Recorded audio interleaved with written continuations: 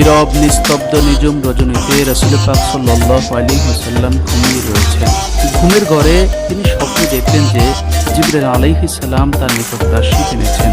তার হাতে ছিল একখণ্ড রেশমি রুমাল। রাসূলুল্লাহ সাল্লাল্লাহু আলাইহি ওয়াসাল্লাম জিবরাইল আলাইহিস সালামকে জিজ্ঞেস করলেন, হে জিবরাইল, তোমার হাতে এটা কি? জিবরাইল আলাইহিস সালাম বললেন, ইয়া রাসূলুল্লাহ, আপনি নিজেই সরিয়ে দেখুন, তাহলেই আপনি এবার হাত এখন করে খায় যাবে। তো হইছে এবার ডাল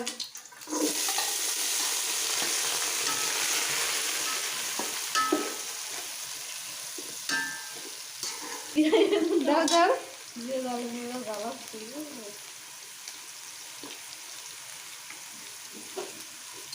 দিখা বস আরে মেরা